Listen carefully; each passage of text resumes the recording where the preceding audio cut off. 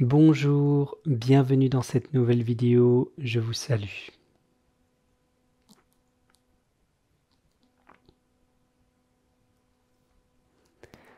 Il y a un vieil adage qui dit que pour t'accomplir dans la vie, il y a 3 choses que tu peux faire. Tu peux faire un enfant, tu peux écrire un livre ou tu peux planter un arbre.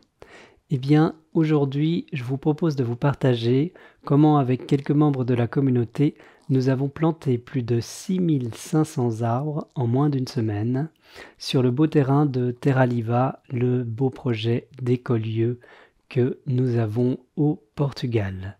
Alors pour rappel, c'est en rapport avec une série de vidéos qu'on a déjà partagées sur ce beau projet d'écolieu au Portugal, donc je vous invite à aller voir ces vidéos si vous ne savez pas de quoi il s'agit.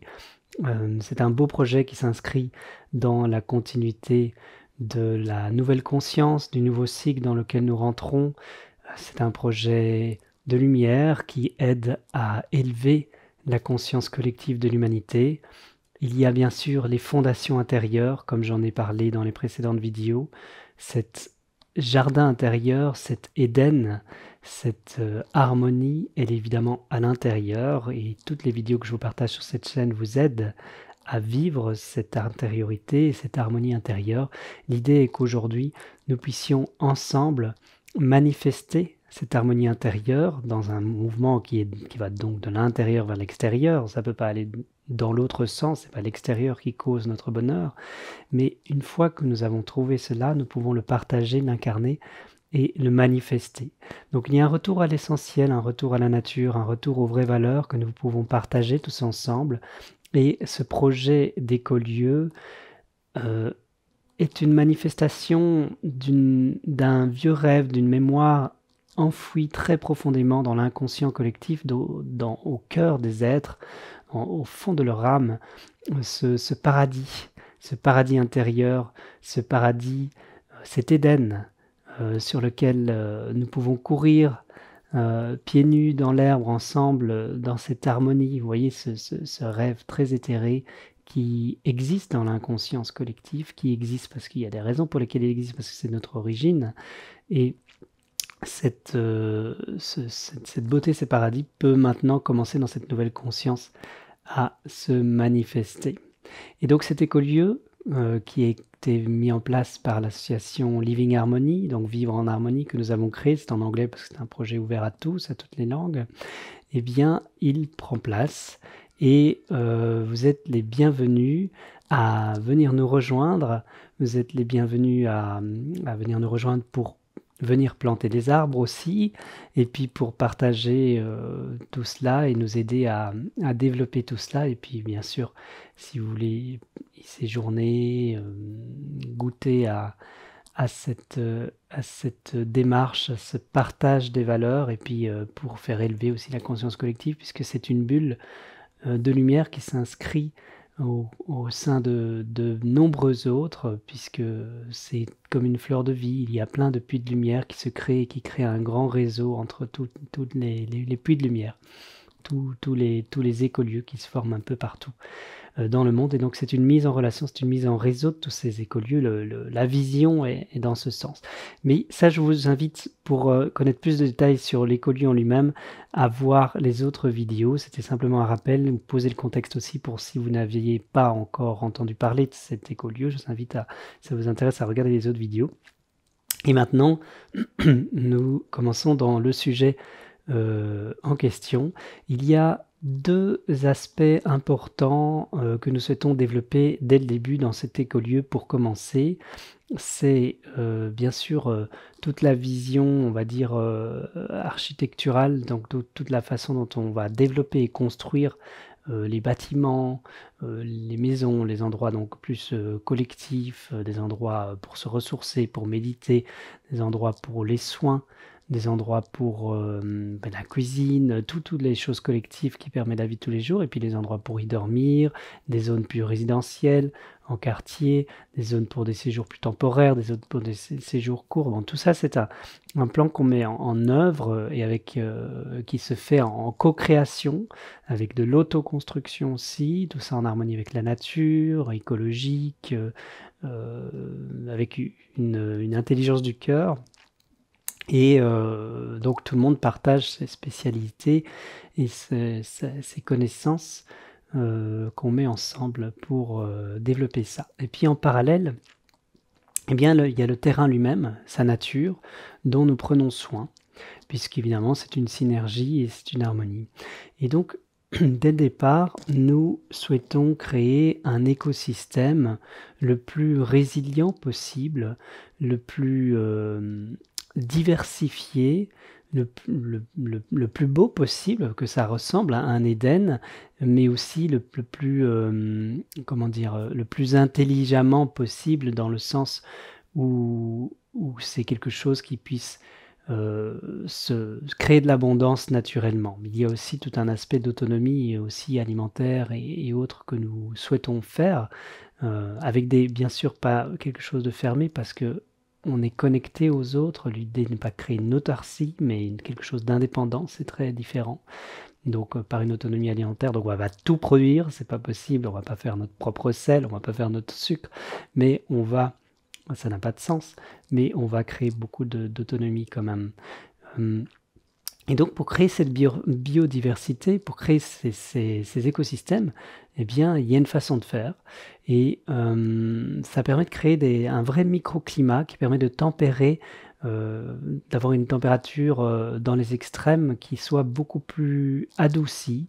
Donc les plus bas et les plus hauts de température peuvent être ramenés à quelque chose de plus tempéré de façon générale, et puis ça fait venir plus de faune et plus de flore. Et l'idée aussi est de retenir et de créer plus d'humidité, de gérer l'eau de pluie, de connecter ainsi les lignes d'eau ensemble. Et pour cela, nous avons développé, comme on l'a déjà partagé, un certain nombre de réseaux sur place, et on a fait beaucoup de contacts avec les êtres qui sont en cet endroit qui est dans le sud, donc du Portugal, pas loin de l'Algarve, dans la région de l'Alentejo. Et nous avons ainsi lié d'amitié, et puis nous avons créé une relation aussi avec une personne qui est vraiment un spécialiste de toutes les techniques de permaculture, d'agroforesterie, de régénération des sols, etc.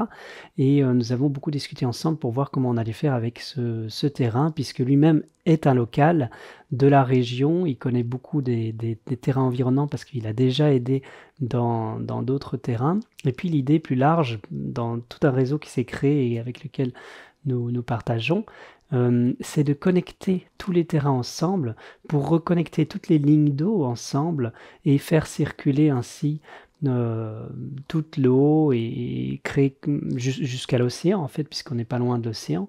Et donc pour refaire vivre une nature qui devrait être, si elle n'avait pas été, comme la plupart des endroits du monde, impactée par le mental humain, qui dans sa façon de voir l'agriculture, d'une façon monoculture intensive, etc., parfois avec des pesticides, etc., a évidemment un peu nui à cette nature. Dans le terrain de Terraliva, on souhaite faire du bio, pas de chimie, quelque chose de vraiment naturel et conscient. Au-delà du bio, on souhaite faire quelque chose de conscient. Et donc avec cet être, nous avons discuté donc de ce que nous allions faire. Nous avons regardé ensemble. Il y a différentes zones, donc on pourra en parler davantage, mais pour ceux que ça intéresse, puisqu'il y a des zones de forêt complètement non gérées, jusqu'à différents niveaux de gestion, jusqu'à vraiment d'une permaculture plus précise. Et ici, l'idée est donc de travailler d'abord sur 3 zones, pour commencer sur ce grand terrain. Ce terrain fait plus de 80 hectares, donc c'est une surface importante. Et donc, on a commencé à délimiter une zone sur laquelle on a travaillé sur la coupe et la taille des arbres, et puis une autre zone pour les plantations. Donc, on a en fin novembre avec un certain nombre d'êtres de la communauté. Et donc ça a varié selon, ça a duré 2 semaines, mais selon les allées et venues, on a été de 12, 13, 14 jusqu'à 20 personnes si on compte André Visigno et sa propre équipe qui avait 4 personnes qui nous aidaient aussi. Donc la zone de taille, vous allez la voir à l'écran.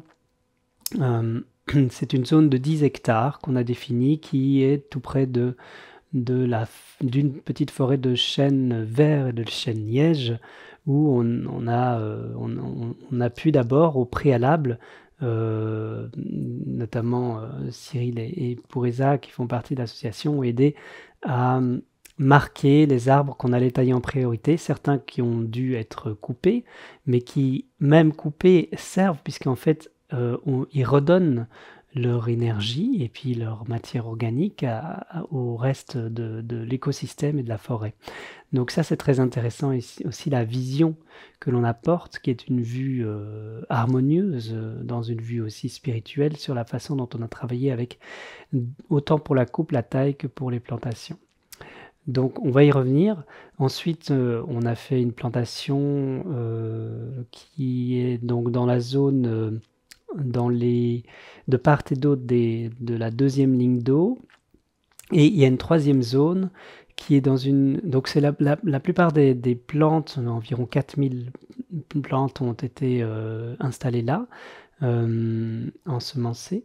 Et puis il y a encore tout près du lac où on a fait une autre façon de planter, puisque là on a fait une technique de syntropie, qui est une forme d'agroforesterie qui s'est fait donc sur plusieurs lignes en escalier avec différentes hauteurs d'arbres, de sorte de créer une biodiversité particulière qui permet notamment de protéger le lac, protéger de son érosion, mais aussi de l'évaporation de l'eau.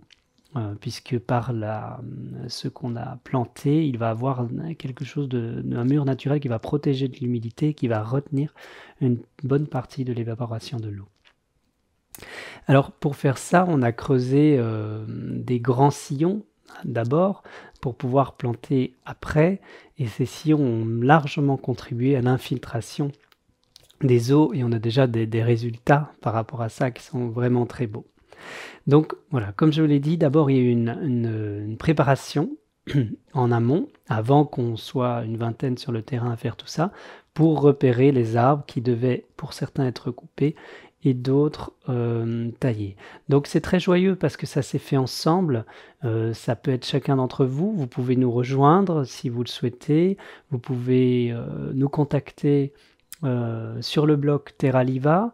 On a un espace d'accueil pour venir, et puis parce que on est en permanence en train de faire évoluer toute cette faune et cette flore en ce moment.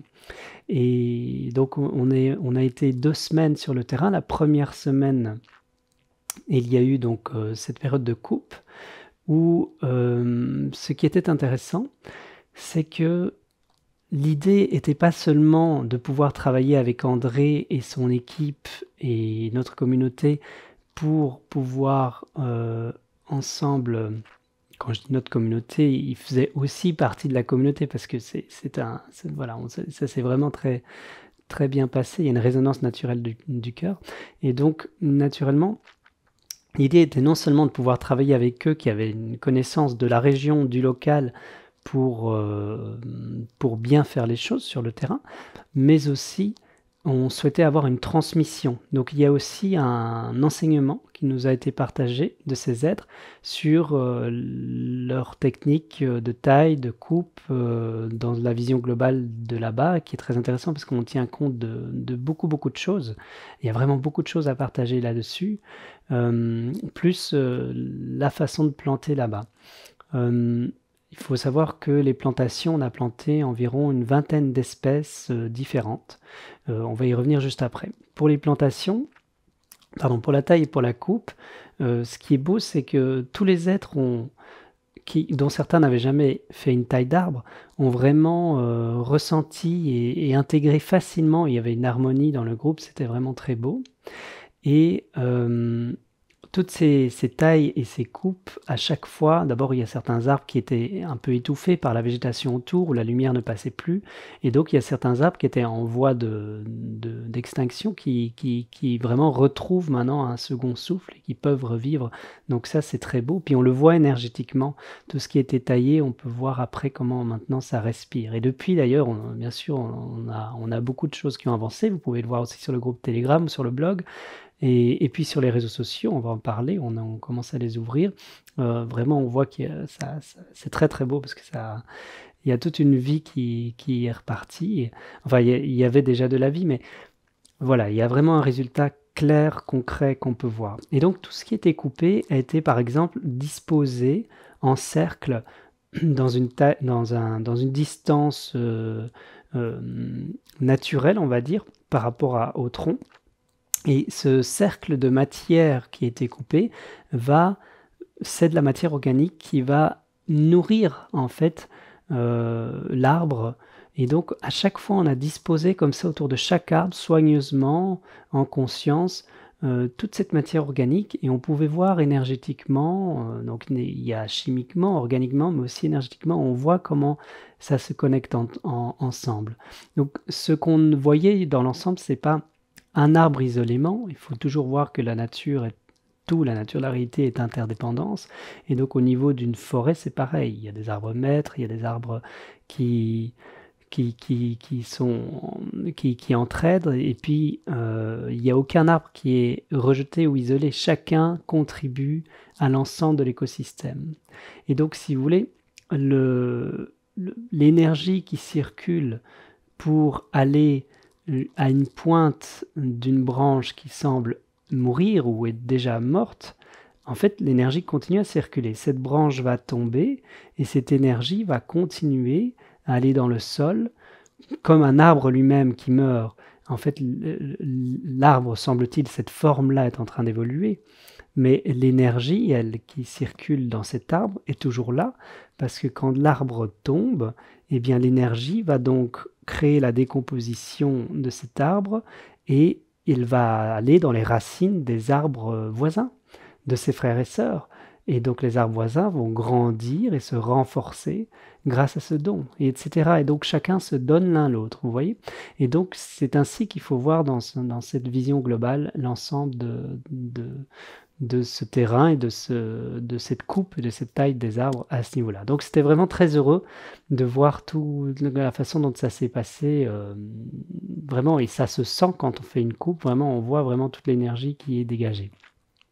Ensuite, pour les plantations, dans la deuxième semaine, une vingtaine d'espèces différentes donc, ont été plantées en alternance, exprès, et d'une façon relativement rapprochée, de sorte qu'en fait, il faut savoir qu'il y a un taux de réussite, tout ne va pas, c'est normal, c'est la nature, il est prévu que tout ne pousse pas, il y aura des arbres qui arriveront et d'autres pas, c'est normal, mais il y en a certains qui risqueront de pousser aussi, qui seront donc trop près l'un de l'autre. On l'a fait exprès parce que certains, encore une fois, ne pousseront pas, et pour ceux qui pousseront et qui deviendront trop près, par la suite, on les coupera pour faire du compost et de la matière organique pour les suivants, dans le même esprit que celui qu'on vient de dire, donc pour donner à l'ensemble et pour enrichir l'ensemble. Donc ça retourne à la terre. Et il y a du chêne-liège qu'on a planté, du chêne vert, des argousiers, des pistachiers, des oliviers sauvages, une vingtaine d'espèces en tout. Ensuite, donc dans cet ensemble, on a planté environ 4000 plants. Ensuite, un peu plus bas, dans la zone des puits, il y a 2 puits en contrebas, en bas des oliviers, vous allez voir une image. Eh bien, il y a une zone qui est vraiment beaucoup d'eau, parce qu'il y a 2 lignes d'eau qui se rencontrent en cet endroit. Et donc voilà, il y a vraiment beaucoup d'eau, c'est vraiment un bel endroit où naturellement on y a vu de mettre un jardin zen, un jardin japonais, quelque chose de vraiment ressourçant à cet endroit. Et donc on a préparé un petit peu déjà en défrichant certaines zones. On y a construit d'ailleurs un petit escalier devant la petite rivière qui passe, qui donne vraiment quelque chose, beaucoup de charme, beaucoup de belles choses dans cet endroit. Et on a planté une série d'arbres un peu plus particuliers, puisque là, ce seront pour l'instant, on y a planté des espèces fruitiers. Donc quelques arbres fruitiers et quelques arbres pour des huiles essentielles. Ensuite, nous avons été au lac où on a encore planté la technique en syntropie, en agroforesterie, et là, on a planté plus de 2000 plants encore en cet endroit. Et donc tout ça s'est fait vraiment dans l'harmonie, facilement, parce que il y a une organisation, parce que l'organisation, elle s'est fait vraiment naturellement, mais il y a vraiment une énergie, un réseau qui s'est fait parce que il y a ces valeurs du cœur. Et quand les choses se font à partir de là, eh bien, on peut facilement faire des belles choses et très rapidement. Et donc, c'est ainsi qu'on a pu planter, en fait, 6500 arbres, mais en fait, on avait prévu une semaine pour ça et on avait fini avant, ce qui fait que justement, l'idée d'aménager le futur jardin japonais n'était pas prévue au départ et donc on a pu faire plus de choses. Donc vraiment, ça c'est très beau. Voilà. Donc je voulais vous partager cela parce que ce sont des belles choses et que un certain nombre d'entre vous qui regardez cette vidéo ont participé à ça ou vont participer bientôt. Donc voilà, je vous invite à venir si ça vous parle. Alors c'était il y a quelques mois et donc fin novembre, et il y a l'arrivée des grosses pluies qui vient à partir de la période de novembre-décembre. Et donc il était important de regarder les premières pluies, comment ça allait tenir, puisque avec ces pluies-là, c'est le début, il y a une façon de planter, il y a une façon de creuser les trous, il y a une façon d'ensemencer dans un équilibre entre amour-lumière, yin-yang, un équilibre donc entre de la conscience, bien le faire, de la douceur, mais aussi une certaine force pour que ce soit bien ancré, bien enraciné et que ça ne bouge pas. Donc tout est dans l'équilibre toujours et aussi dans la façon de planter. Et donc il y a une façon de faire pour que ce soit bien fait, qu'on ne mette pas trop de temps sur chaque plant, sinon on n'arriverait jamais à en planter 6000.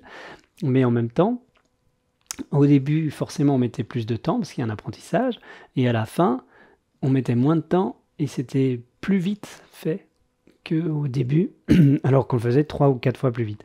Donc, naturellement, les choses se sont mises en place et ces profonds sillons fait qu'avec des grosses pluies, il fallait voir s'il n'y a pas une partie qui allait se déraciner ou la terre allait bouger. Puis il y a les sangliers aussi qui adorent évidemment manger tous ces jeunes plants. Et donc tout ça, puisqu'on n'a pas utilisé de clôture exprès, et donc tout ça il fallait voir. Donc depuis, certains aides de la communauté sont revenus sur le terrain pour vérifier après les premières pluies. Il y a eu des pluies très abondantes et eh bien, il y en a quelques-uns, c'était prévu, qui se sont enlevés, mais on les a remis. Mais globalement, ça s'est très très bien tenu. Il y a de très très belles choses qui ont évolué ainsi. Et aujourd'hui sur le terrain, en ce moment même, il y a des aides qui sont dessus. Et il y a déjà c'est impressionnant, des chênes, des glands, parce on a pris il y a des beaux arbres chênes là-bas, il y a des chênes très très grands. Et on a pris notamment au chêne gardien du puits quelques glands pour pouvoir les planter. Et c'est très très beau parce qu'on voit vraiment environ ça qui sort du chêne, du gland en surface pour 3 fois ou 4 fois plus sous le gland en tant que racine. Et on voit la force d'énergie qui sort de ce germe. Et évidemment, c'est très symbolique, ça montre beaucoup de choses dans cette force qui ne se voit pas, et c'est là que l'essentiel se fait. Et quand les choses émergent, et le terrain fait pareil, d'abord c'est les fondations intérieures. Les fondations intérieures, ça ne se voit pas, le projet d'écolieu, etc. Mais une fois que c'est construit et que ça commence à émerger, c'est que c'est déjà bien enraciné et que la majeure partie du travail a déjà été fait.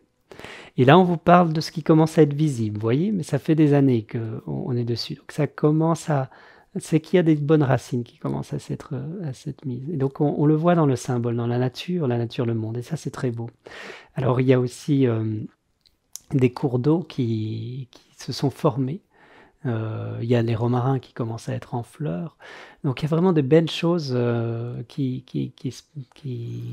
se sont passées. Les cours d'eau sont dus aussi directement à notre travail, dans le sens où nous avons fait en sorte, d'abord par les profonds sillons, il y a de l'eau qui s'infiltre profondément dans la terre, et donc ça ne ruisselle pas que en surface, ça vient par le dessous, nourrir la terre, et ça recrée les lignes d'eau, et ça reconnecte les lignes d'eau avec les autres terrains avec qui on souhaite travailler de la même façon, etc., pour recréer quelque chose.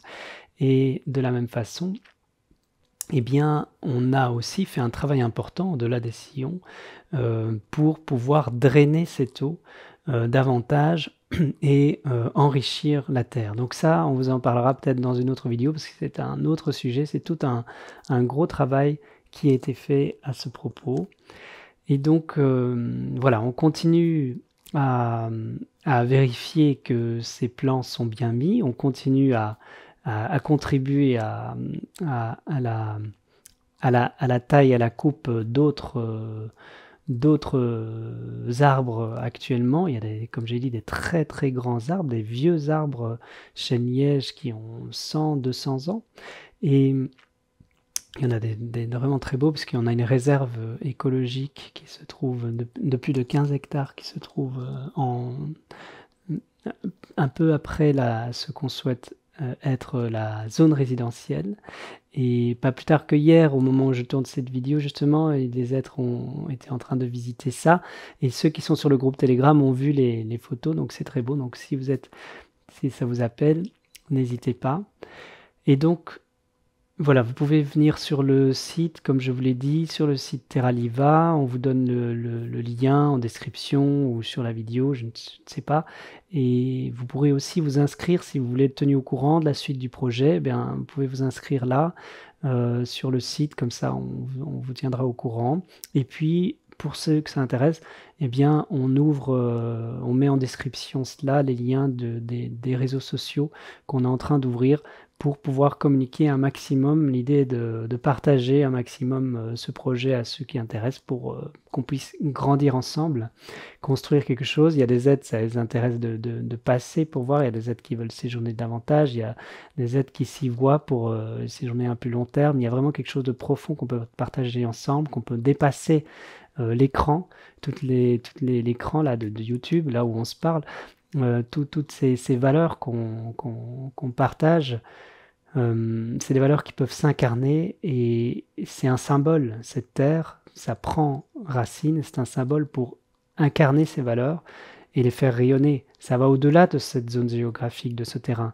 C'est un symbole pour en faire quelque chose et impacter au niveau de la conscience collective et élever au niveau de la conscience de l'humanité. Et ces informations qui vont dans la conscience collective, c'est conscient pour certains qui sont au courant du projet, et pour d'autres, eh bien, les pensées sont là, les informations sont là, et un jour, ils ne savent pas pourquoi, ils commencent à penser à ça ou à penser autrement, etc. Parce qu'en fait, la conscience change et qu'on contribue à l'élever.